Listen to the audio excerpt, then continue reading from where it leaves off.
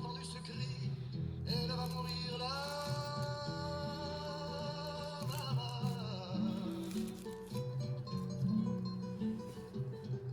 Ils sont venus, ils sont tous là, même ceux du sud de l'Italie.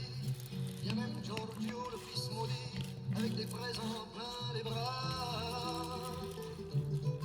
Tous les enfants jouent en silence autour du lit sur le carreau, mais leurs jeux n'ont pas d'importance, c'est un peu leur dernier cadeau. Ah, la maman.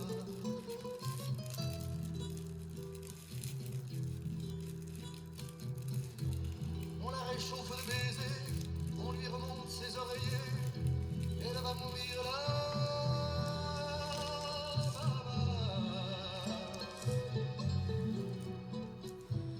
Sainte Marie pleine de grâce, dont la statue est sur la place, bien sûr vous lui tendez les bras en lui chantant Ave Maria, Ave Maria.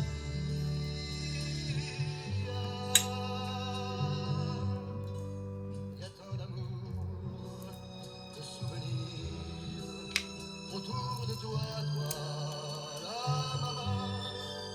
Il y a tant de larmes et de sourires à travers toi, la maman.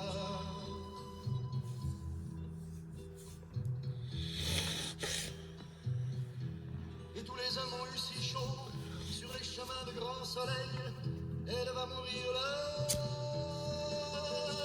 maman.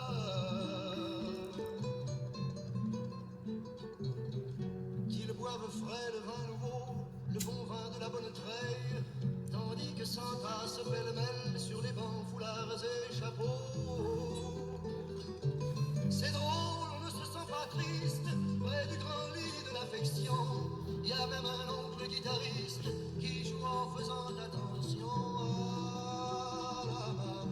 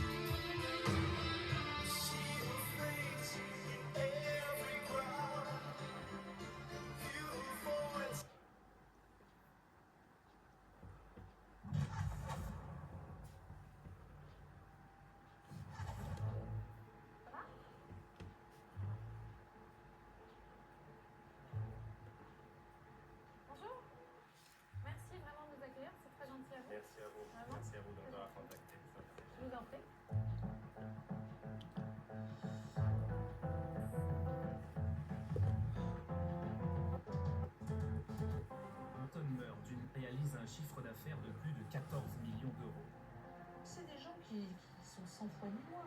C'est des gens qui sont là pour faire du pognon. Contre votre santé, contre celle de vos enfants, etc. Pendant une année, nous avons enquêté sur les méthodes secrètes de cette redoutable industrie prête à tout pour manipuler les responsables politiques. Dans un pays comme la France, il y a 25 personnes au total qu'il faut cibler. C'est sur deux choses, hein. C'est fiscalité, santé publique. C'est un document confidentiel de 600 pages de Philip Morris qui nous a mis sur la piste. La multinationale a fiché en secret l'ensemble des parlementaires européens. À son propos, vous écrivez fervente opposante à l'industrie du tabac, il est nécessaire de surveiller de près ces initiatives anti-tabac. C'est plus du fichage, c'est de la surveillance.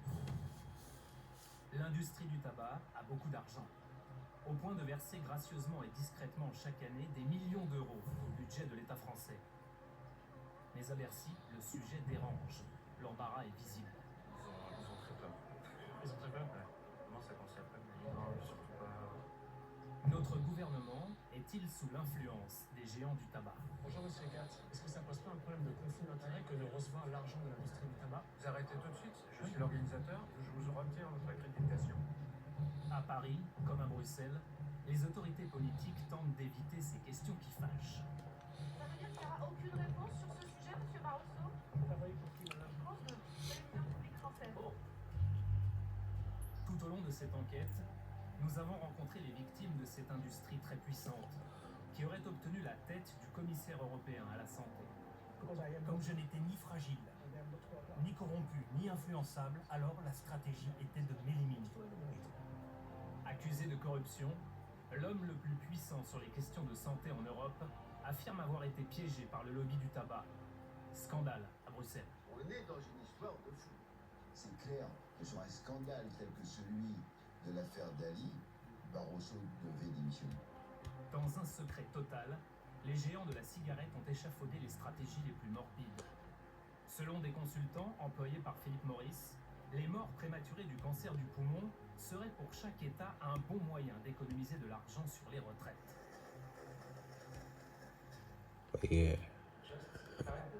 Vous avez donc calculé l'âge idéal pour mourir d'un cancer du poumon? Ouais, c'est horrible comme argument. C'est horrible. Est-ce que c'est bien moral de faire ce type de calcul? Pas de commentaire. Officiellement, les industriels du tabac sont dans le viseur des gouvernements européens. Aujourd'hui, ça ne fait plus aucun doute. Fumer, c'est mal. Quand on est libre, pourquoi choisir d'être dépendant? Et à la fin, on le sait, une fois sur deux, on en meurt. Pourtant, nous, ce qui nous a surpris, c'est que les bénéfices de l'industrie du tabac ne font que grimper, grimper, grimper. Pour vous donner une idée, en 2012, les bénéfices cumulés de l'industrie du tabac étaient de 39 milliards d'euros.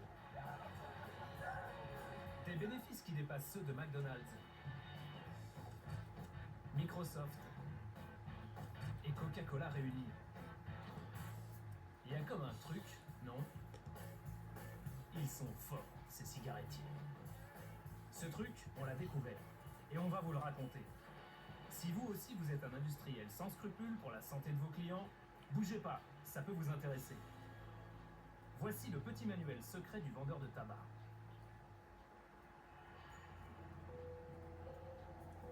Chapitre 1. Apprenez à contrôler votre député. La première à avoir découvert ce document secret, c'est Florence Bertelletti. Un jour de juillet 2013, cette militante anti-tabac reçoit dans sa boîte aux lettres un dossier confidentiel de 600 pages appartenant à la firme Philip Morris.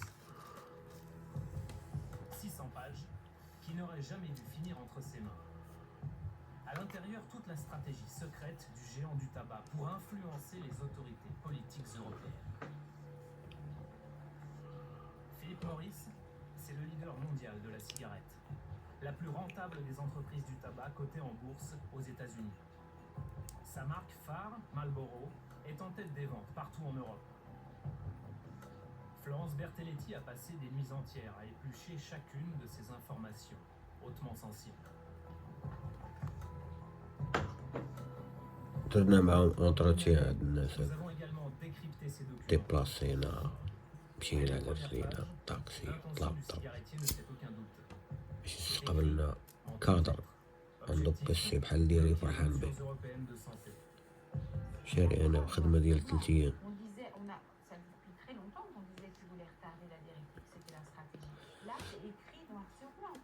سونتر دابيل مع الساكات ديال اكادير سونتر دابيل خاص بلي بيرو الطابا ديال اكادير من الكازا لاكادير مالك انت مع فيليب موريس.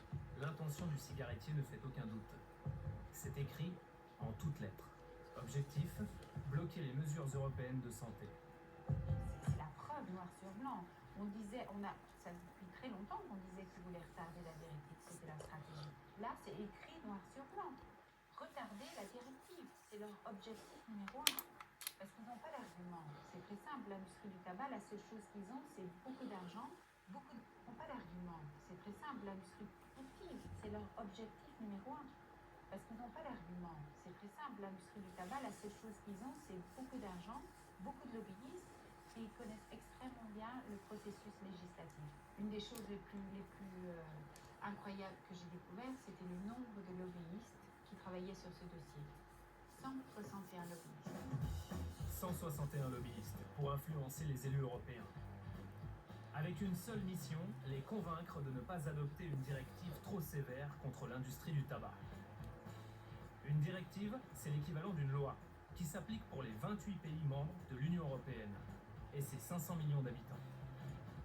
Le packaging, le format des cigarettes, les arômes, le type de publicité, cette directive sur les produits du tabac réglemente tout ce que nous voyons chaque jour chez nos buralistes. Tout sauf les lunettes au verre fumé.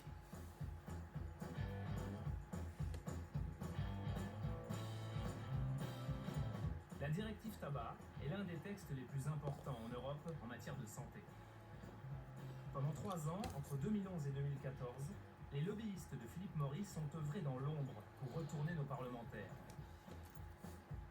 Ce texte a finalement été voté il y a quelques mois. Mais depuis, sommes-nous réellement mieux protégés contre l'industrie du tabac? Pas si sûr. En coulisses, les géants de la cigarette ont gagné le combat sur de nombreux pots. Plus que jamais aujourd'hui, cette industrie est en guerre, prête à tout pour vendre ses produits. Faut dire que les dégâts causés sont monstrueux. Plus de 6 millions de morts par an dans le monde. Près de 700 000 en Europe. Plus de 70 000 personnes en France.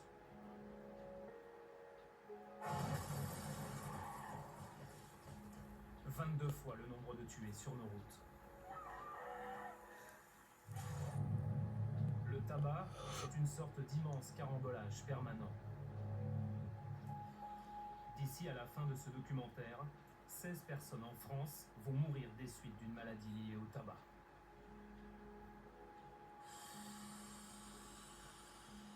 Daniel a 73 ans. Ça, c'est de la cortisone. Donc. Et puis, celui-ci, c'est à peu près le même système d'aspiration, une fois par jour. 20 cigarettes par jour pendant 30 ans. Il souffre de BPCO, 4 lettres pour une maladie très courante, bronchopneumopathie chronique obstructive. Moi, j'ai commencé de fumer parce que au service militaire, je ne fumais pas. Et puis, toutes les 2 heures, on avait une pause. Et puis, il y avait un officier qui disait « permission de fumer ». Et puis, sur les 20 ou 22 qu'on était dans la section, j'étais le seul qui fumait pas. Et finalement, on en est venu à se moquer de Dieu, tu fumes pas, toi, t'es quoi, etc. Puis, 22 contre 1, j'ai aussi commencé de fumer des clopes.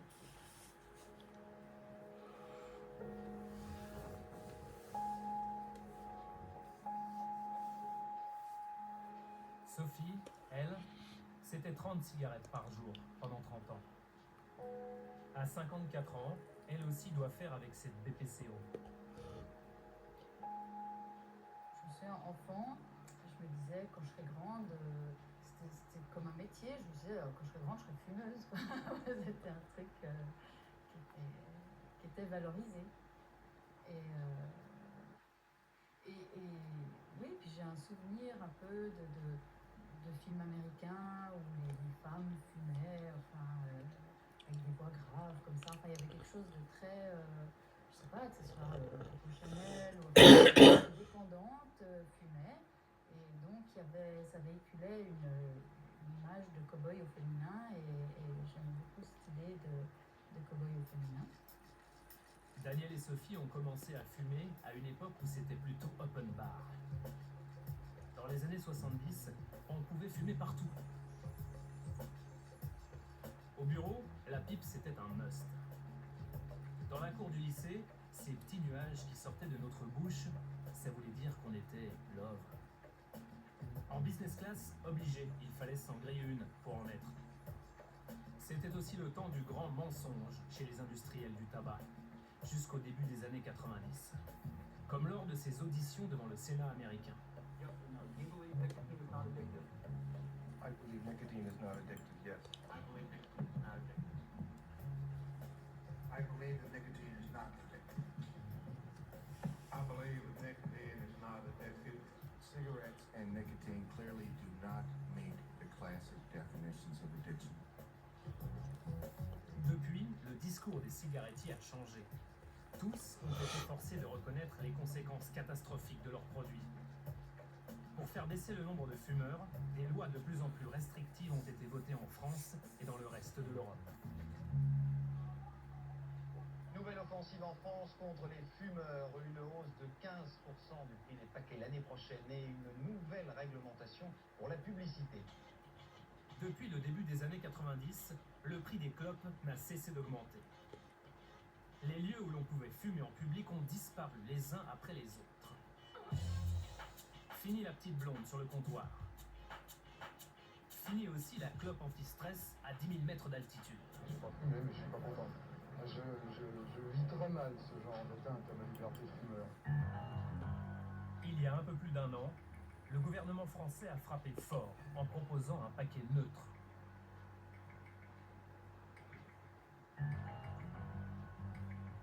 Un packaging austère, destiné à faire fuir les fumeurs. Les paquets neutres seront donc standardisés. Même forme, même taille, même couleur, même typographie. La marque ne disparaît pas, elle est standardisée.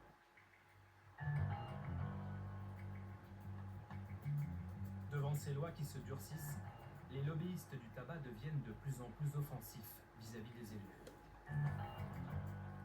Sont pas prêts de lâcher leur proie, les cigarettiers. C'est justement ce que révèle ce document interne de Philip Morris. Les lobbyistes de la firme ont fiché dans le plus grand secret l'ensemble des 751 députés européens. Chaque élu a été observé avec la plus grande précision, le tempérament, le charisme, l'ambition personnelle, ses différentes positions sur le tabac, son ancienneté. Tout y est consigné, y compris les hobbies de nos élus. À l'image de ce député néerlandais qui serait un dingue de moto. On l'a vérifié nous-mêmes, il s'était pas trompé, en effet. Ou encore le néerlandais Barry Maldoner, qui présenterait un handicap important. Il ne serait jamais pris au sérieux. Voorzitter, de macht van de commissie breidt zich steeds verder uit. Dans les notes de Philip Morris, les vieux dossiers remontent toujours à la surface.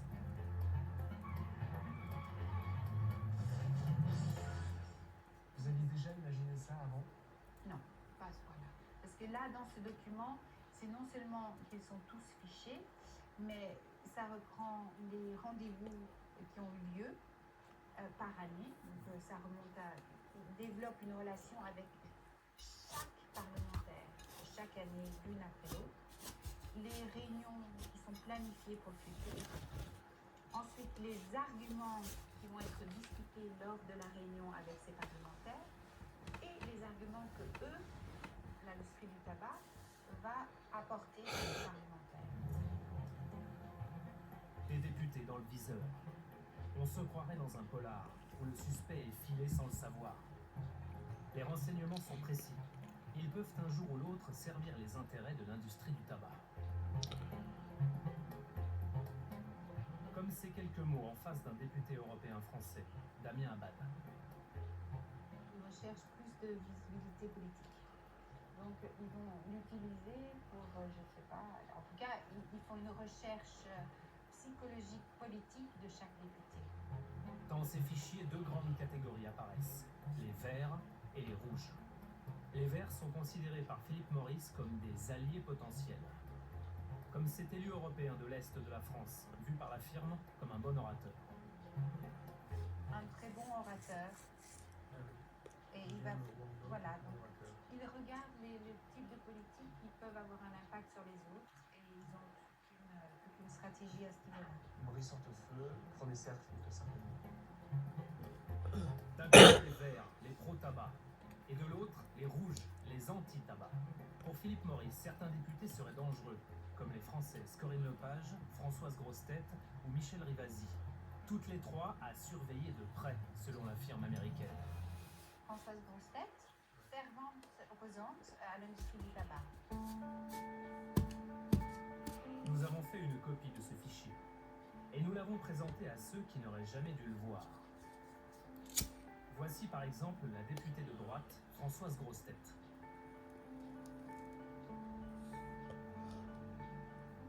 Vous êtes surprise par ce classement-là? Vous êtes choquée, étonnée de ces méthodes? Alors, pas du tout surprise par ce classement-là, parce que quand je travaille sur la directive tabac, mon seul objectif, c'est la protection de la santé. D'autant plus que cette directive, elle cible deux catégories de consommateurs, de fumeurs, les jeunes, les très jeunes, et les femmes. Donc, ce classement-là ne m'a pas surprise. Par contre, et je suis même plutôt fière d'être dans la catégorie rouge, c'est-à-dire ceux qui effectivement ne se laissent pas influencer par l'industrie du tabac. Par contre, je trouve qu'un lobbyiste, une industrie qui se permet de classer, de procéder à ce type de classement des parlementaires, je trouve ça quand même un peu scandaleux. Dans les notes, il est aussi dit qu'il faut vous surveiller de près, en tout cas surveiller de près vos discours, vos manifestations. Écoutez, ils peuvent effectivement me surveiller de près, il n'y a pas de problème. Alors, non, pas à ce point-là. Ils me surveillent peut-être, ils surveillent peut-être tout ce que je dis. En attendant, cela ne m'a absolument pas fait changer de comportement, au contraire. Voilà pour ce qui est d'une députée classée anti-tabac. Voyons maintenant à quoi ressemble un député pro-tabac, selon Philippe Morris. Jean-Pierre Audy, par exemple, serait un poids lourd, une priorité pour la firme. Député jusqu'en juin 2014, il était alors chef de la délégation française du PPE, le parti de droite européen. Le voilà, Jean-Pierre Audy, en chair et en os. Vous êtes marqué, fiché, comme tous les autres députés, mais vous êtes marqué comme un député plutôt favorable à l'industrie du tabac, en vert. Est-ce que c'est un fichage qui vous choque? Moi, je suis quelqu'un qui, en général, est contre les interdictions. Il est probable que sur les amendements que j'ai pu déposer ou sur les prises de position que j'ai effectuées, je suis plutôt quelqu'un qui est contre toutes sortes de réglementations, d'interdictions. Les messages sur la santé sont utiles, mais je pense que ce n'est pas déterminant pour faire cesser quelqu'un de fumer. Pour Jean-Pierre Audy, la cigarette, c'est d'abord une question de plaisir et de liberté individuelle. On se croirait presque dans une réclame de Marlboro.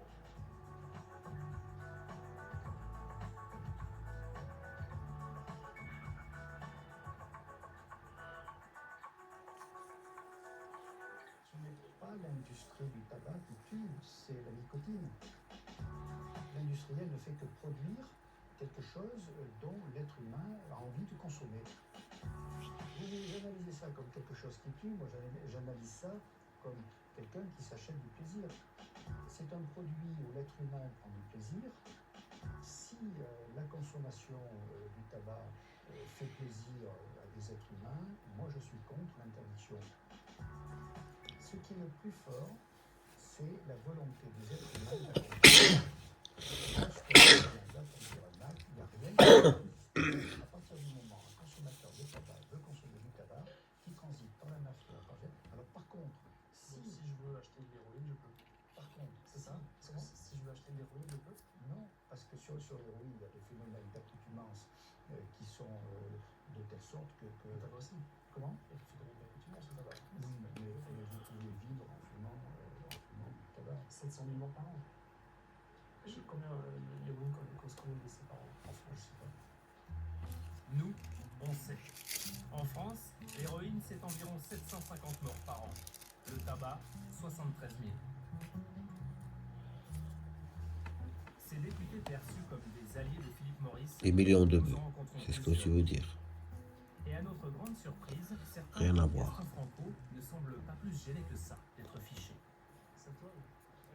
Tous les députés ont été fichés avec leurs idées, est-ce qu'ils sont favorables ou défavorables, et il y a votre nom. Est-ce qu'on dit par exemple que je fume des cigares? Non, on dit que vous êtes favorable à l'industrie du tabac, vous êtes de couleur verte, ça c'est nous, Gaston Franco, français du PPE, et vous êtes vert, plutôt pro-tabac pour eux, pour Philip Morris, et vous avez reçu la visite à 2 occasions des lobbyistes de Philip Morris international. Je confirme. Mais donc... Est-ce que ça vous surprend, ça vous choque ce type de fichage de tous les parlementaires? Non, mais enfin pour moi, je pense qu'il est naturel et normal que c'est une gestion commerciale des fichiers, quoi. Je veux dire que n'importe quel représentant de commerce, visiteur de commerce, travaille de cette façon. Il y a un fichier client. Dans cette affaire, le client, c'est moi. Et plutôt un bon client. Amis lobbyistes, si jamais vous cherchez un élu pour défendre votre métier, n'hésitez pas. Faites appel à Gaston Franco. Vous serez toujours bien reçu. En fin de compte, moi j'ai adoré le phénomène du lobbying. Pourquoi? Parce que le lobbyiste n'avance pas masqué. C'est vrai qu'il faut un travail important, incessant. Il vous informe, vous alerte. Et en fonction de cela, c'est une contribution à l'élaboration de votre jugement.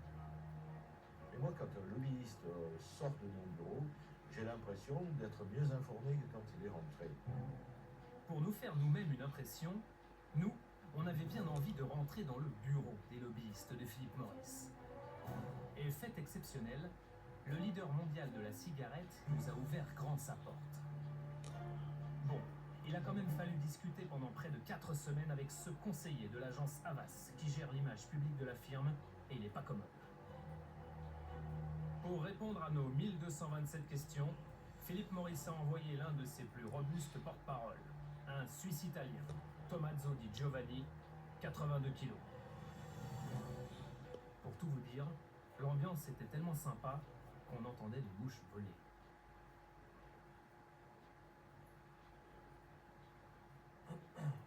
Tommaso Di Giovanni, la première.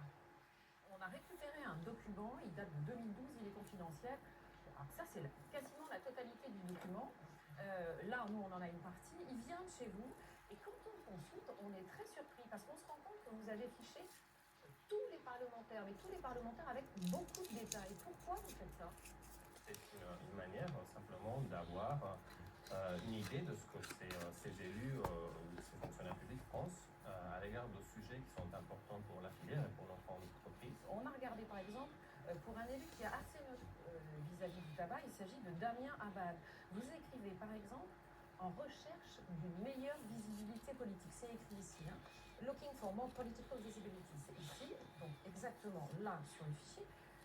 Je vais dire, en quoi ça a quelque chose à voir avec les intérêts de Philip Morris International? Si vous voulez, il y a un point sur lequel je peux vous conseiller quelque chose. Certains des commentaires qui étaient dans ces listes étaient sans doute maladroits, mais je pense que le vrai débat c'est est-ce qu'une entreprise faite d'hommes et de femmes comme la mienne a le droit de participer au processus de décision démocratique? Et je dis oui. Et B, est-ce qu'il faut se focaliser sur ce détail ou effectivement sur les thématiques du tabac qui sont les thématiques importantes? Je comprends ma question parce que vous n'y avez pas vraiment répondu en fait. Parce que nous, si on a le sentiment que vous voulez utiliser certains élus, c'est avec des commentaires comme en recherche d'une meilleure visibilité. J'en prends d'autres. Pour un autre élu français, vous stipulez que c'est un bon orateur. Pour d'autres, ils sont clairement identifiés comme des proches de Nicolas Sarkozy, des proches de Michel Barnier. Alors, j'ai l'impression que c'est du renseignement. C'est-à-dire que vous avez accumulé sur ces élus beaucoup de renseignements qui peuvent à un moment ou à un autre vous servir. Mettons ça encore en perspective. Je vous ai déjà dit, il y a des commentaires maladroits là-dedans.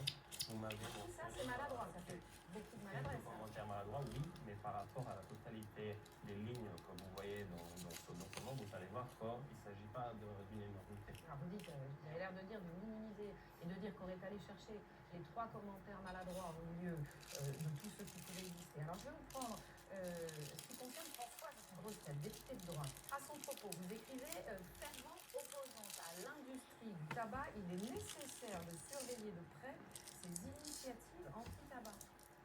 C'est de la surveillance, donc vous dites, il est nécessaire de surveiller de près toutes ces initiatives anti-tabac. Elle est en rouge et le commentaire c'est ça. C'est plus du fichage, c'est de la surveillance. En fait, il y a effectivement là-dedans des commentaires qui sont sans doute maladroits. Ça fait beaucoup de maladresse, encore une fois. Ok, on l'aura compris, chez Philip Morris, il a ainsi le goût de la menthe, le parfait gadget pour envoûter les jeunes. Les capsules de mentholé qui sont destinées sur l'industrie du tabac aux adultes responsables, mon œil, sont en fait destinées à attirer les adolescents vers le tabac. Et c'est d'ailleurs les filles plus que les garçons qui expérimentent ça. C'est un produit doux pour faire fumer les premières cigarettes. Et ce que cherche l'industrie du tabac, c'est à faire jouer les adolescents à commencer à fumer, alors que commencer à fumer, c'est attraper une maladie, une dépendance qui vous tuera quand vous serez adulte. Je sais que moi, Une maladie. que je fume des mentholés. Et depuis, j'en fume beaucoup plus. Quoi. Ça vient vachement plus facilement. Le goût de la menthe, pareil, le goût de la menthe qui me manque, en fait. C'est même plus c'est plus tellement la nicotine, c'est la menthe. C'est addictif aussi, quoi. Depuis 60 ans, l'industrie du tabac fait des cigarettes qui apparaissent de plus en plus douces. Au début, on avait les bonnes brunes bien toxiques, puis on a mis les filtres, on a mis les cigarettes légères et tout ça. Ça déplace le problème. Les vieilles cigarettes étaient toxiques pour la gorge, et plus on avance, plus elles sont douces, plus elles sont toxiques pour le fond du poumon.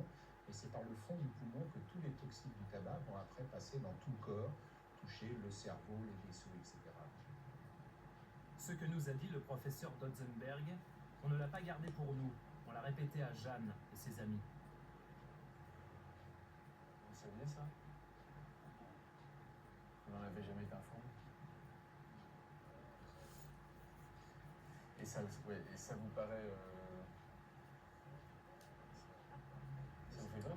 Ça paraît logique entre guillemets parce que vu qu'avec le goût de l'amande on disait qu'on tire des plus grosses pattes et donc plus fort, ça vient peut-être de là, du fait que ça va plus profond en fait. D'un autre côté, avec le goût, etc., on a l'impression que ça nous attaque moins finalement, que c'est moins fort que la cigarette. Donc c'est ça. Ça aussi, je pense. Si je fume, si je fume à la menthe, c'est pas. Du coup, c'est toujours mieux que fumer des cigarettes normales. Au final. Pour Philip Morris, comme pour les autres fabricants de tabac, les cigarettes mentholées sont une source de revenus importante.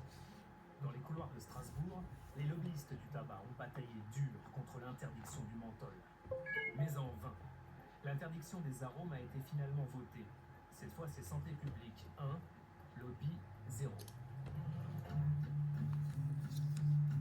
Ce lobbying, auprès des élus, prend parfois des allures d'opération commando. Le leader mondial de la cigarette a mis en place des stratégies clandestines pour influencer les politiques. Stratégies qui, comme le précisent les documents, doivent rester sous le radar. Achieve extreme measures by step. Qu'est-ce que ça veut dire en français? Ça veut dire nous allons employer des moyens extrêmes sous le radar. C'est une vraie guérilla en fait qui est organisée en fait. Une guérilla, tout à fait. Vous voyez ces avions, le mot stealth, même moi en anglais je ne comprenais pas ce que ça veut dire. C'est vraiment le type d'avion qui est sous les radars et qui n'est pas identifié. Ce genre d'opération menée sous le radar, vous en avez peut-être déjà été témoin, sans le savoir, bien sûr. En lisant les mémos, on découvre que le cigarettier a imaginé dans son plan d'action de grandes manifestations de buralistes contre le projet de paquet générique prévu par la directive. Malicieux, les hommes de Philip Morris. Il comptait sur le soutien des buralistes pour aller manifester et dire non au projet de réglementation prévu par Bruxelles.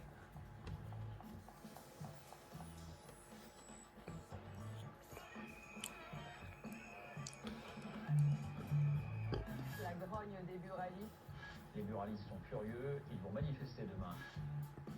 Cette grande opération menée sous le radar se serait déroulée entre septembre 2012 et janvier 2013. Durant cette période, partout en Europe, les buralistes expriment leur colère. Et voilà, le super élément générique. Merci Bruxelles. En coulisses, مثل le ما révèle شكولا Sophie صافي. les lobbyistes de Philippe Maurice ont pensé à tout. Slogans, t-shirts, banderoles. ندير واحد اللعيبة زوينة. نجيب شي حاجة مترسمة.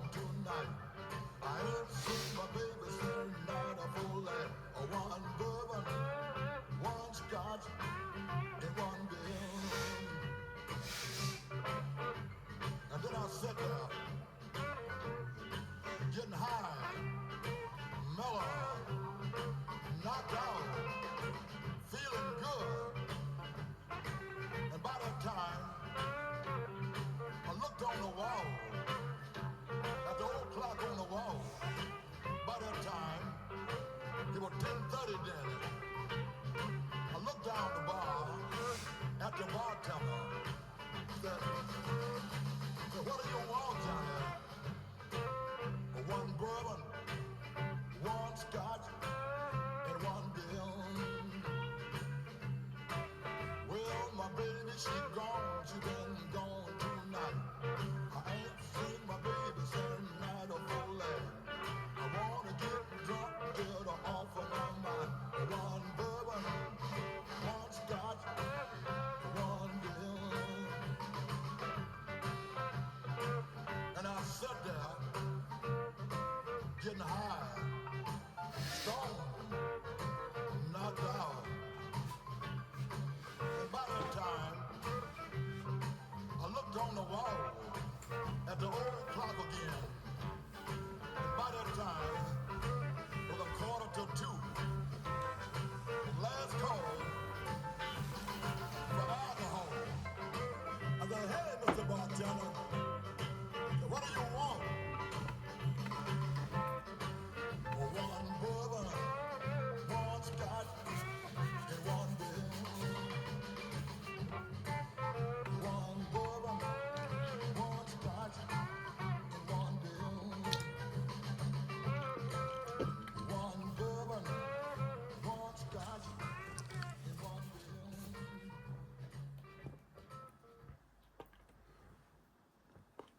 Et même la fermeture de bureaux de tabac.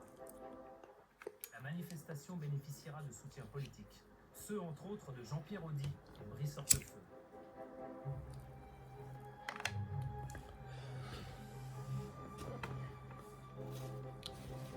On utilise le buralisme pour aller défendre les intérêts. En gros, des multinationales, c'est ça le paradoxe. En gros, on c'est la chair à canon. On n'a jamais vu un politique se lever pour défendre l'industrie du tabac. Ça n'existe pas. Parce que électoralement, ça n'a pas de sens. Et donc, on ne leur demande jamais de défendre les intérêts des fabricants de tabac. On donne un coup de ripelin sur nos demandes et on leur demande de défendre les intérêts des buralistes, notamment en France. En France, ça se passe comme ça. L'argument des buralistes, c'est un argument qui est à chaque fois imparable vis-à-vis d'un député. C'est imparable parce qu'il y a 10 millions de personnes qui rentrent chaque jour dans l'ensemble des bureaux de tabac. Quand vous divisez 10 millions par 697 circonscriptions, ça en fait du nombre. Un jeu d'un... C'est imparable parce qu'il y a 10 millions de personnes qui rentrent chaque jour dans l'ensemble des bureaux de tabac. Quand vous divisez 10 millions par 697 circonscriptions, ça en fait du nombre. Un jeu d'influence, où les cigarettiers manipuleraient les buralistes pour manipuler les députés. On se croirait presque dans la série américaine House of Cards.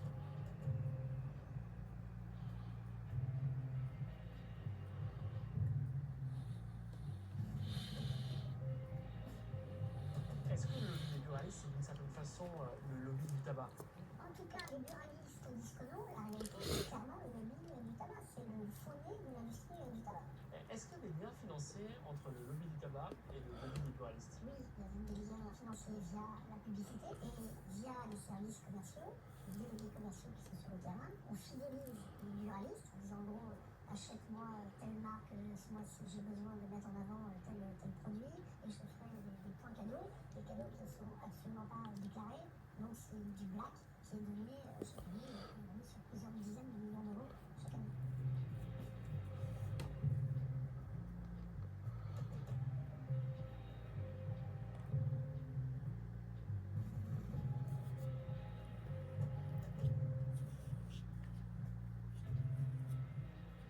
On a découvert 300 autres pages d'un document confidentiel qui provient encore de chez vous.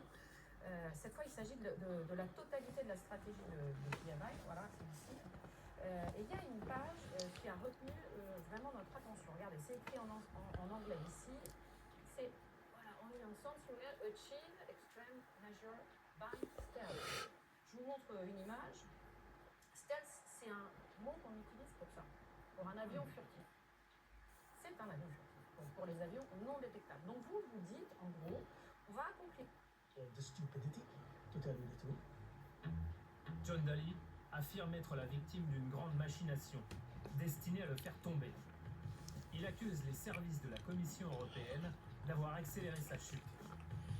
Au centre de ces accusations, l'OLAF, l'Office de lutte antifraude.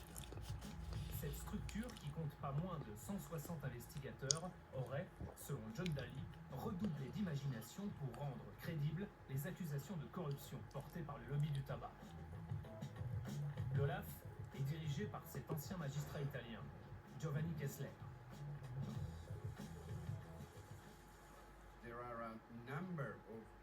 Il existe un certain nombre de preuves circonstanciées indiquant que le commissaire européen était au courant de cette machination. Le hic de l'histoire, c'est que les preuves avancées par le boss de l'Olaf vont s'effondrer les unes après les autres. Plusieurs failles ont été relevées par de nombreux parlementaires européens. Première bizarrerie, John Daly n'aurait jamais été présent lors de ces demandes d'argent. Deuxième point, Giovanni Kessler, le boss de l'Olaf, se serait impliqué trop personnellement dans ce dossier. Enfin, les enquêteurs sont accusés d'avoir fait pression sur un témoin pour accabler un peu plus encore John Daly. À Bruxelles, le dossier du tabac est sensible. Plusieurs députés européens ont demandé la démission de Giovanni Kessler. Ce que je trouve incroyable, c'est que Kessler est encore en fonction aujourd'hui, après tant de mois. Mais je dois dire qu'à ce Parlement, on peut nous raconter vraiment tout. Je crois que c'est important que Kessler parte pour l'hygiène de l'Europe et l'hygiène de l'Europe. C'est inadmissible qu'un enquêteur fasse de tels mensonges et reste en fonction.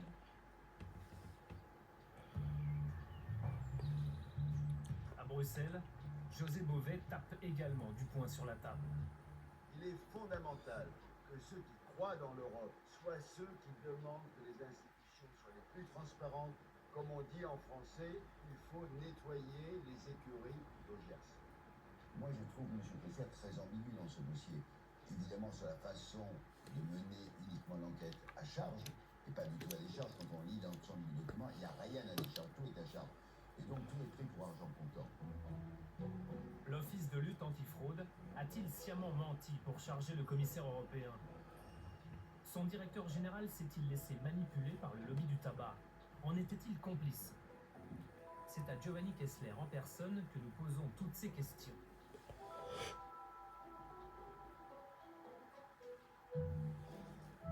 Est-ce qu'on pourrait dire qu'en quelque sorte, vous êtes le FBI européen? Oui. Ça pourrait être vrai. En un sens, oui. Parce que nous sommes la seule cellule d'enquête fédérale européenne. Il n'y en a pas d'autres. Les cellules d'enquête fédérale européenne. Il n'y en a pas d'autres. Mais contrairement au FBI, nous ne menons pas d'enquête criminelle.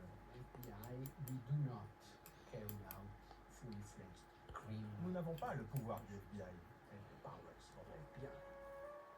Pour le patron de l'Olaf, l'enquête sur John Daly a été menée dans les règles de l'art.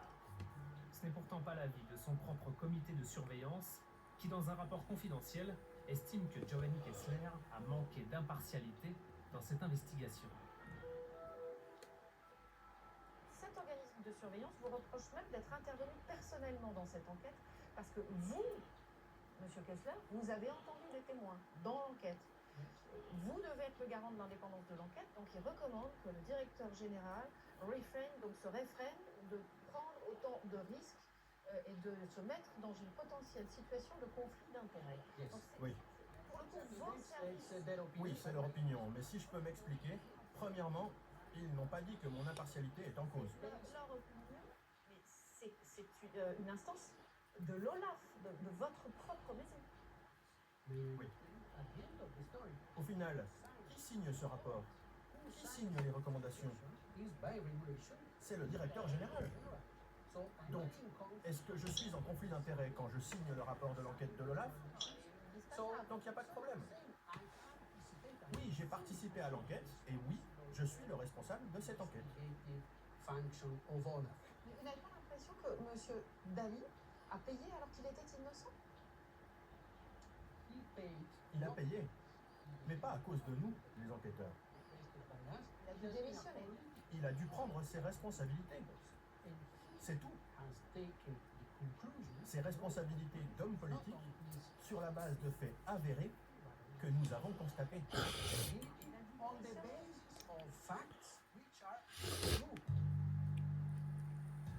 Ce rapport d'enquête de l'Olaf, Giovanni Kessler est allé l'apporter en main propre le 15 octobre 2012 au président Barroso. 24 heures plus tard, Daly est convoqué. Et que vous a dit Barroso.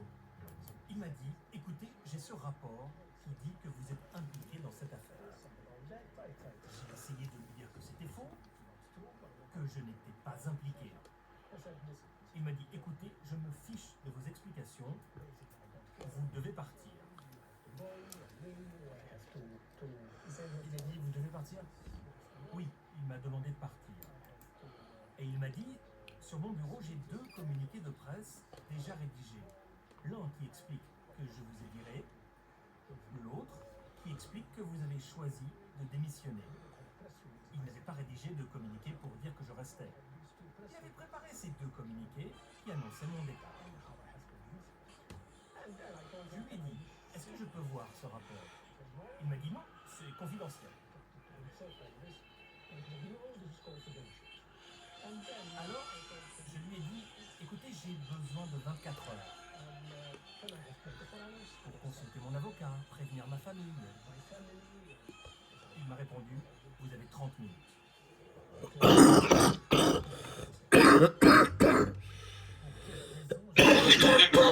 A-t-il vu si rapidement son avec aussi peu de preuves? Existe-t-il des liens entre le président de la commission et l'industrie du tabac? L'ONG Corporate Europe s'est posé la même question et a découvert l'existence de mystérieux rendez-vous entre des membres du cabinet Barroso, rendez-vous qui n'ont jamais été déclarés comme ils auraient dû l'être. Selon l'ONG, il s'agit là d'un manquement grave au règlement. Ces réunions avec le lobby du tabac ont-elles été volontairement dissimulées? D'après une enquête menée par le médiateur européen, la Commission a manqué de transparence.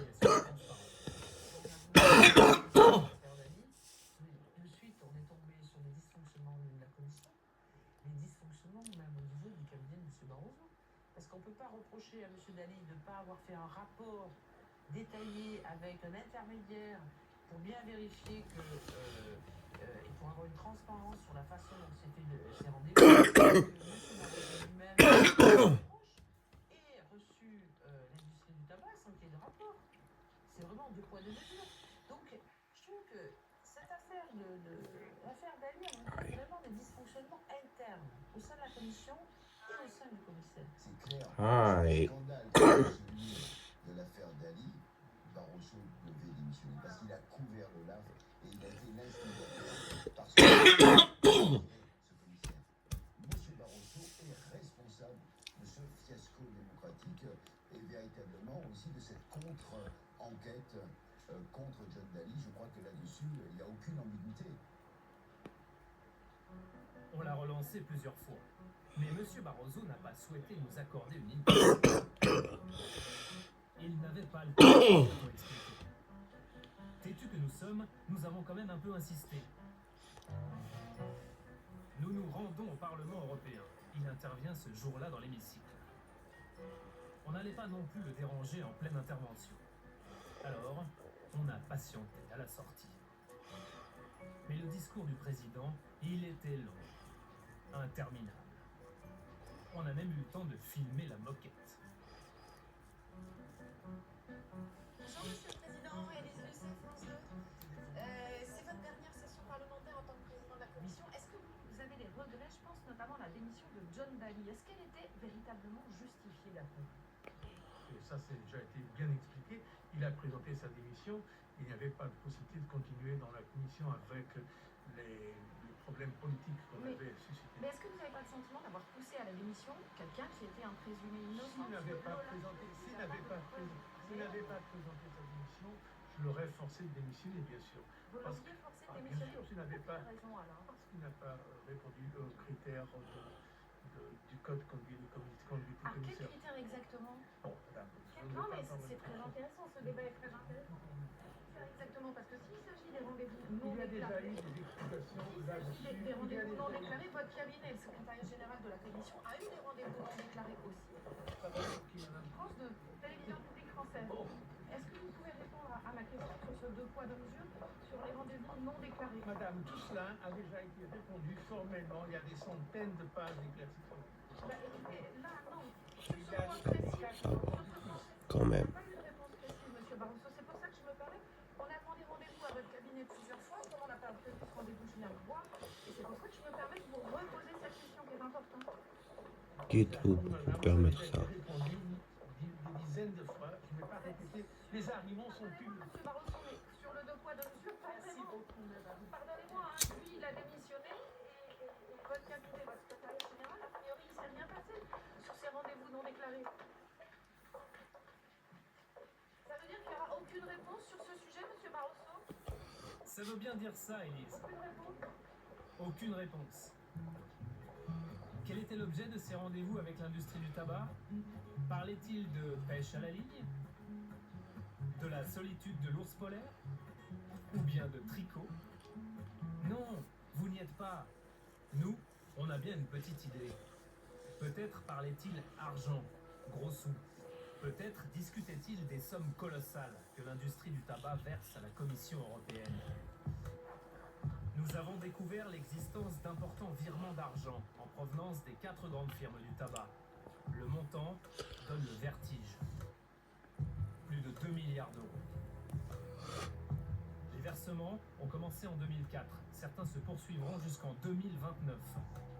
Officiellement, il s'agit pour les cigarettiers d'aider financièrement l'Europe à lutter contre les réseaux de contrebande de cigarettes.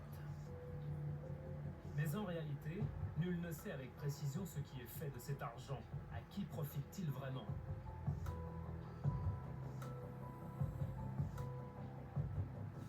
Y a-t-il un lien entre ces contrats passés avec l'industrie et la démission forcée de John Daly? Ce dernier risque-t-il de compromettre ces virements d'argent?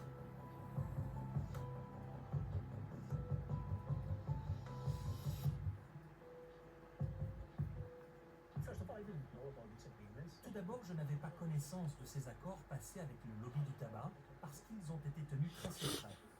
Personne ne m'a dit que ces accords existaient. Ça ne m'aurait pas influencé, mais personne ne m'en a parlé. Dans ces contrats, il y a un article qui dit que s'il y a un changement des conditions en défaveur de l'industrie du tabac, l'industrie peut annuler cet accord. Et donc ne pas verser le reste de l'argent? Personne ne m'a dit, écoute John, si tu fais passer cette directive, on va compromettre ces versements de 2 milliards d'euros. Personne n'est venu me prévenir. Dans tous les cas, je les aurais renvoyés chez eux. Et c'est ce qui explique pourquoi la directive a été autant retardée. C'est là encore l'une des méthodes phares du lobby du tabac. L'argent pour les institutions. Le chapitre 3 de notre manuel secret, soyez généreux avec les autorités politiques. John Daly ne connaissait pas ces contrats et il n'a sans doute jamais vu non plus ces images dénichées dans les de Bruxelles. On y voit les autorités européennes signer un accord avec Philip Morris. Ce 9 juillet 2004 est un jour de fête à Bruxelles. Philip Morris vient de faire un chèque d'1,250 milliard d'euros à une dizaine de pays membres, dont la France. Voici sans doute l'une des victoires historiques du lobby du tabac. Officiellement, avec cet accord, l'Union européenne retire toutes ses plaintes contre le géant de la cigarette. En échange, Philip Morris s'engage à être plus transparent et à aider les douanes de toute l'Europe à lutter contre la contrebande. Cheers!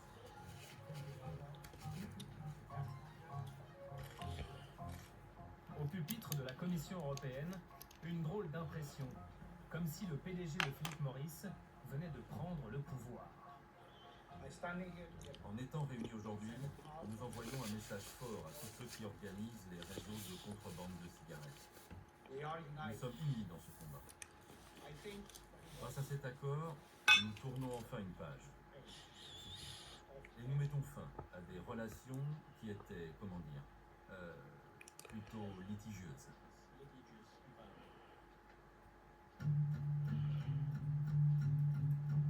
En coulisses, le deal comporterait d'autres contreparties. C'est la parlementaire allemande de droite, Ingeborg Grässle, qui l'affirme. Elle le tient d'une source sûre. Moi, j'ai parlé avec des fonctionnaires qui ont négocié à l'époque ces contrats-là et ils m'ont dit que c'était l'accord sous-jacente qu'on ne renforce pas la directive contre le tabac. Pour moi, c'est une des questions clés et le missing link pour le cas d'Ali, pourquoi la Commission européenne aurait agi comme ils ont agi. Pour la députée, c'est presque une certitude.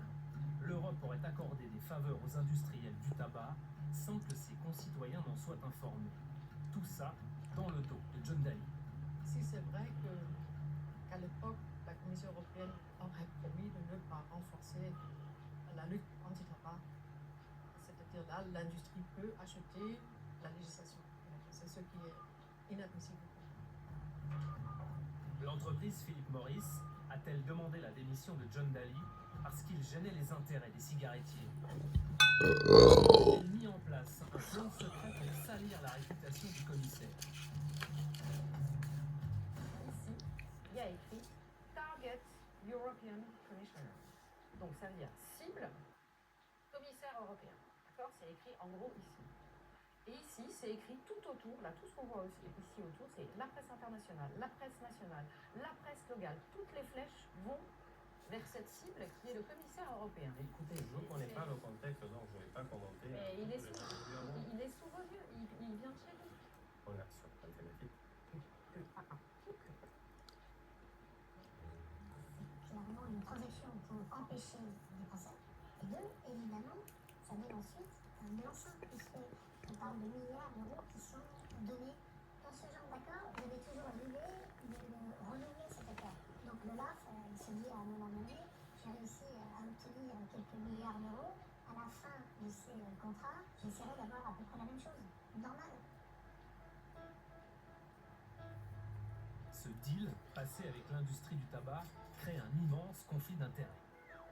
Car le boulot des agents de l'OLAF est aussi de contrôler les fabricants du tabac. En finançant le budget de la Commission européenne, qui lui-même finance l'OLAF, la situation est devenue ubuesque.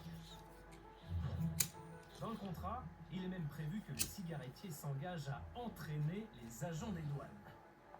C'est arrivé en 2013.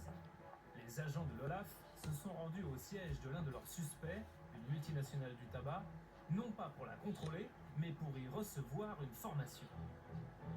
Est-ce que vous pouvez m'expliquer pourquoi, là en l'occurrence c'était en 2013, donc c'est très récent, des gens, des inspecteurs de l'OLAF sont formés au sein même des multinationales du tabac. Là, ici, on le voit, hein, c'était chez GTI. Est-ce que vous, en tant que magistrat, vous ne dites pas, à partir du moment où j'ai un suspect, je n'ai plus aucun contact avec lui, quoi qu'il arrive? Je voudrais bien vous répondre, mais cela ne s'est jamais produit. Ce que vous êtes en train de lire, ce n'est qu'une question d'un député. Ah non, non, non, une réponse, regardez. Answer given by... Non, non, non, c'est pas... Oh. Pareil, Jack. A priori. A priori. Non, non. Oh. N'aime pas certaines attentes. Impossible pour nous de savoir ce que l'Europe a promis au lobby du tabac. Quelle faveur a-t-on accordé aux cigarettiers? Et même quand on insiste un peu, on nous brandit le secret industriel. Ouais. Nous ne pouvons pas divulguer ces données aux citoyens lambda. Parce que ce sont des données commerciales qui peuvent avoir une grande valeur marchande. Donc ce n'est pas pour le public. Les intérêts commerciaux des industriels du tabac passeraient donc avant ceux des citoyens européens. Cette proximité de la Commission européenne avec le lobby du tabac, en voici un autre exemple. Sur ces images, l'homme qui a des éléphants blancs sur sa cravate bleue s'appelle Michel Petite. Il est à l'époque le directeur des services juridiques de la Commission européenne. C'est lui qui a conclu le deal à plus d'1 milliard d'euros avec Philip Morris. Quelques années après avoir trinqué au champagne avec le leader mondial de la cigarette, Michel Petite a quitté son poste de juriste. Et devinez pour qui il travaille depuis? Pour un cabinet d'avocats nommé Clifford Chance, qui défend notamment les intérêts de Philip Morris. Vous y voyez un conflit d'intérêts, vous? Michel Petite n'a pas voulu non plus nous répondre. Pas facile de renoncer aux avances de l'industrie du tabac. La France aussi a du mal à dire non. Selon nos calculs, l'État français a déjà perçu plus de 90 millions d'euros en provenance de l'industrie du tabac depuis 2006. Où est passé cet argent? Giovanni Kessler, là encore, le sait, et miracle, cette fois-ci, il va nous répondre. Tout est financé. Ils financent le budget français. Ils donnent tous les ans plusieurs millions d'euros au gouvernement français pour le budget. Donc ils financent les écoles françaises, ils financent les douanes françaises, ils financent le système de santé français. Chaque année, ils sont tenus par les accords de financer le budget européen. Des écoles financées par Philip Morris, des douaniers français chargés d'enquêter sur British American Tobacco, financés par British American Tobacco. Pour nombre d'observateurs, le conflit d'intérêts est grave. Selon le Comité national de lutte contre le tabac, ces accords vont à l'encontre des principes de l'Organisation mondiale de la santé. Le traité de l'OMS interdit ce type de relation. Pourtant, il persiste encore des amitiés fortes entre la Direction générale des douanes et les industriels. Au niveau européen, différents experts ont récemment demandé aux 28 pays membres de renoncer à ces liens financiers qui vont à l'encontre des principes de santé publique. Selon eux, les 4 accords ont initié une étroite collaboration entre l'industrie du tabac et l'Union européenne, avec un impact énorme sur la santé.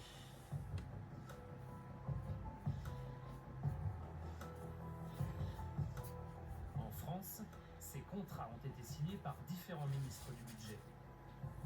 Sur le premier contrat conclu avec Philip Morris, on retrouve d'ailleurs la signature de Dominique Bussereau. Le monde est petit. Du coup, on a eu comme une furieuse envie de frapper à la porte de Bercy. Le truc, c'est que à Bercy, la porte, personne ne voulait nous l'ouvrir. À commencer par les services des douanes, qui apparemment n'avaient pas le temps de nous répondre. On était dans le programme sérieux, on en avait eu des dizaines et des dizaines de semaines, c'est vrai qu'on ne peut pas tout faire. Idem chez Christian Eckert, le secrétaire d'État au budget, qui là encore ne semble pas disposé à nous répondre. Téléphone, mail, rien n'a marché. On a du coup tenté une dernière tactique, celle de la visite impromptue. C'est dans ce salon, organisé par la revue spécialisée Acteurs Publics, que nous espérons pouvoir interroger M. Eckert. Le secrétaire d'État au budget est censé prendre la parole dans quelques minutes, lors d'une table ronde diffusée en direct sur Internet. Mais le staff du ministre nous a apparemment repérés et semble ne pas vraiment se réjouir de notre présence. C'est ce que va nous confier cet attaché de presse. Alors, est-ce que c'est pas l'interview ni avant ni après? Ouais. Apparemment, c'est un peu chaud. Enfin, c'est catégorique. Qu'est-ce qui est chaud? Je sais pas, je voulais dire. D'accord.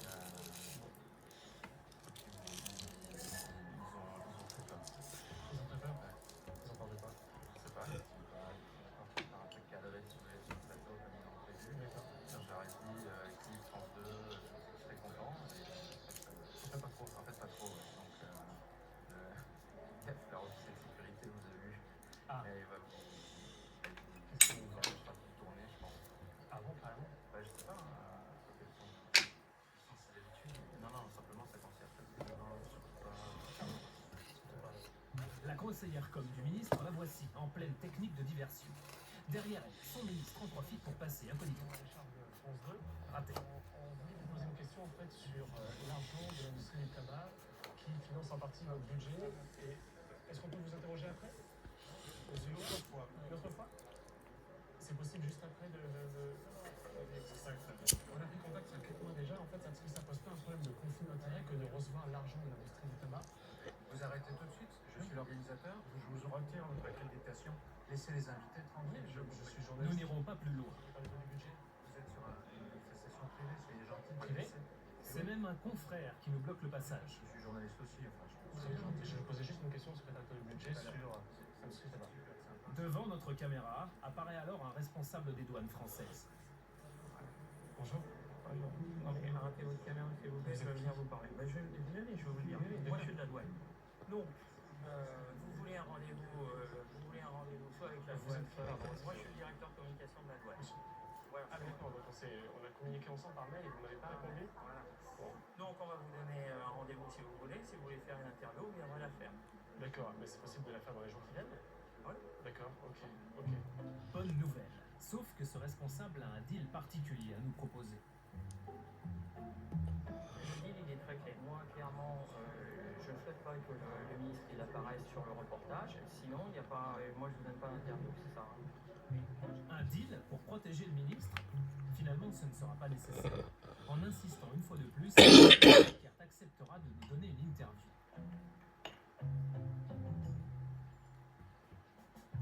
Nous voici conviés, 15 jours plus tard, à Bercy.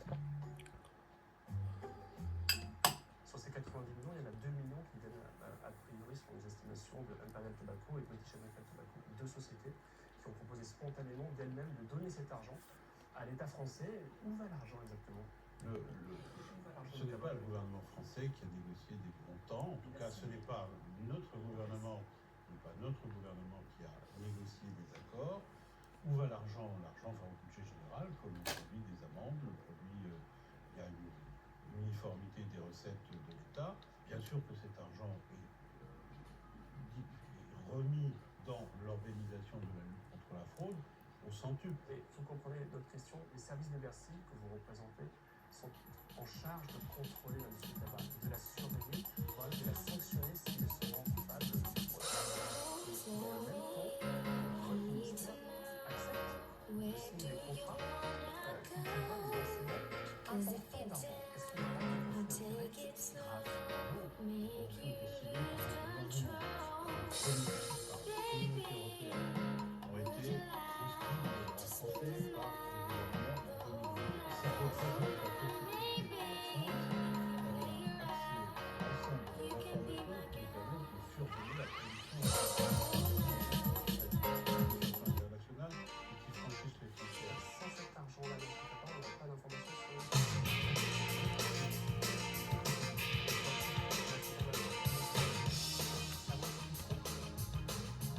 Pas plus inquiet que ça, monsieur le ministre. À lui aussi, nous demandons la clé du coffre de Bercy où sont archivées les annexes secrètes.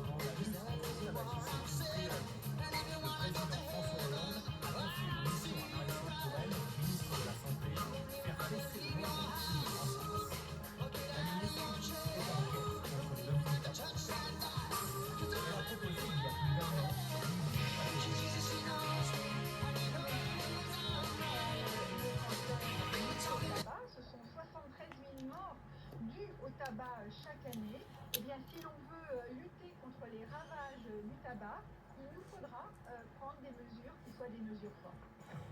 La ministre de la Santé a elle aussi accepté de nous accorder une interview. Les lobbyistes n'ont qu'à bien se tenir. Marisol Touraine ne croit qu'en une seule chose, la transparence.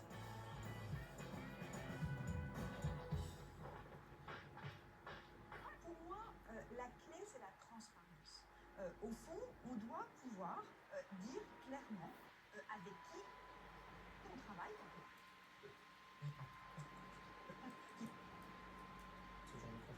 Si c'est un problème. Une fois que vous aurez lu ces contrats, est-ce que vous pourrez en reparler ensemble pour savoir quelle position vous pouvez prendre dessus, parce que c'est...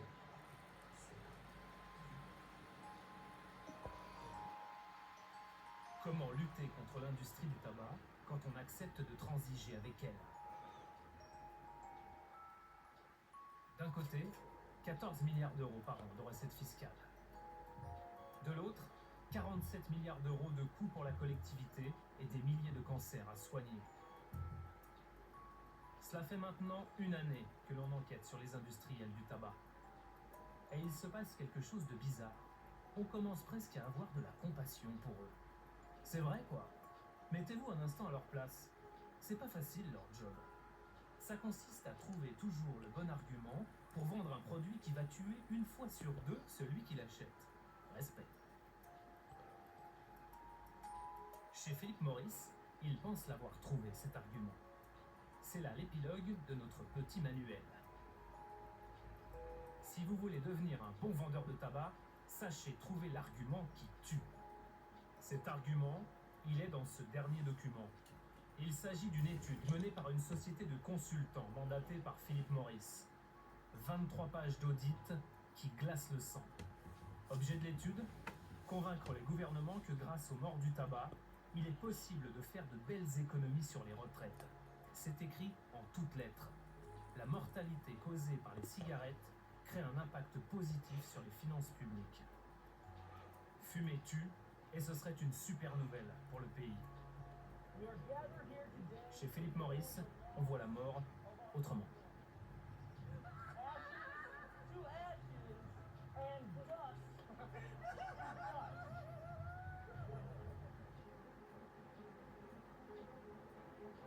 C'est à Prague, en 2001, que des analystes payés par Philip Morris ont mené cette étude morbide. Nous avons rendez-vous avec eux. Dean Brabeck, le président de la société, nous reçoit en personne.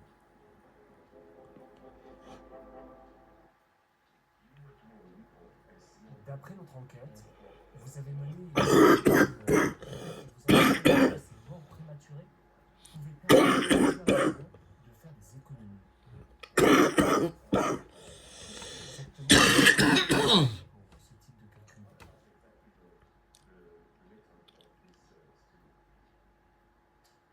Je sais pas. Mais juste, de manière générale, comment avez-vous travaillé pour Philip Morris? C'est très difficile pour moi d'en parler publiquement. Parce que pour nous, c'est trop risqué en termes d'image publique. Alors, ce serait bien de passer à la question suivante. Mais c'est très intéressant. Parlons-en seulement 5 minutes. Ok, bon, on a fait ça pour Philip Morris, et cette étude a également été menée dans d'autres pays. Et nous, on l'a fait ici en République tchèque. Mais on a eu de très mauvais retours de la part des politiques, aussi sur le plan marketing. C'est pour ça qu'on ne doit pas en parler publiquement. Mais on est bien d'accord, vous en êtes arrivé à la conclusion que ces gens qui meurent ont un impact positif sur l'économie du pays, c'est exact? Ouais, c'est exact. Et du coup, l'économie réalisée était de 147 millions de dollars, c'est bien ça? Ouais. Vous savez, nous en France, on a un gros problème avec les retraites aussi. Comment vous avez fait ce calcul? C'est très très simple comme calcul. D'un côté, vous avez des rentrées d'argent, et de l'autre, vous avez des dépenses dans le domaine de la santé. Comme le traitement du cancer du poumon, par exemple. Ouais, par exemple. Et donc, c'était ce calcul, et ça a montré que vous, en tant que fumeur, il est préférable que vous mouriez. C'est mieux ainsi. Parce que sinon, ça va coûter trop d'argent de vous soigner, de vous hospitaliser, enfin, ça coûte vraiment trop d'argent.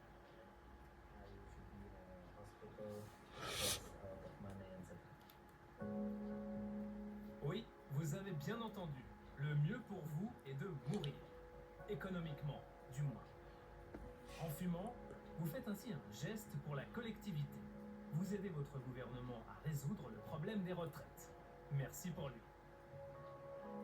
Nous montrons cette étude à Daniel et Sophie, malades tous deux du tabac.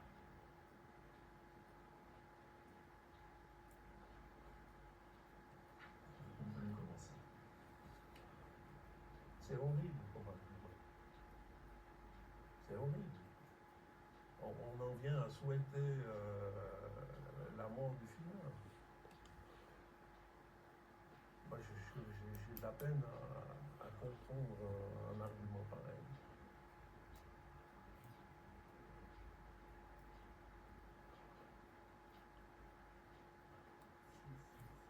Perfide, quoi. Enfin, c'est dégoûtant.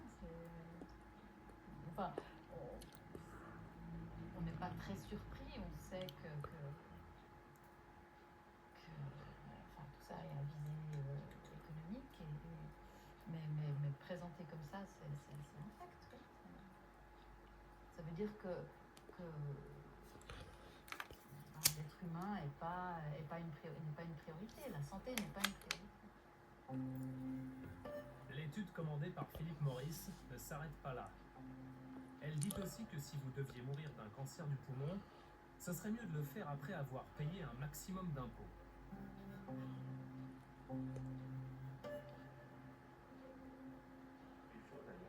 Et on est bien d'accord, vous avez aussi conclu qu'il était préférable que celui qui va mourir ait eu le temps de payer le plus d'impôts possible avant. C'est bien ça? C'est exact. Et du coup, est-ce que vous avez trouvé l'âge idéal pour mourir? Est-ce que c'est la veille du départ à la retraite? Ouais. Non, c'est pas ma réponse. Donc vous avez trouvé l'âge idéal? Oui. Non. C'était quoi, 54 ans? Je sais pas. Juste un mot à propos des valeurs humaines. Donc vous avez trouvé l'âge idéal? Consulte-toi. Non. Consulte la vie. 54 ans? Je sais pas. Un analyste. Juste un mot à propos des valeurs humaines. Qu'est-ce que vous en pensez? Ça ne vous pose pas de problème à vous ou à Philip Morris de faire ce genre d'études? Je souhaiterais arrêter l'interview. Mais de manière globale, qu'en pensez-vous? Je souhaiterais arrêter l'interview. Juste sur le plan moral, c'est moral ou pas moral de faire ce genre d'études? Pas là.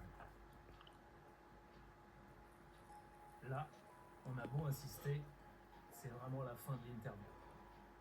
Pas moyen d'en savoir plus sur l'âge idéal pour mourir d'un cancer du poumon. Vous travaillez toujours pour Philip Morris? Oui. Et vous faites toujours ce genre d'études? Non. Vous me dites toujours la vérité, là? Oui.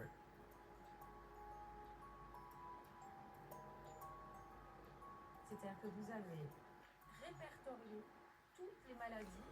Vous, c'est-à-dire cette société tiers. Oui, pas exactement. Pas les démonter. Tailler toutes les maladies. Néoplasme en anglais, ça veut dire cancer. Alors, il y a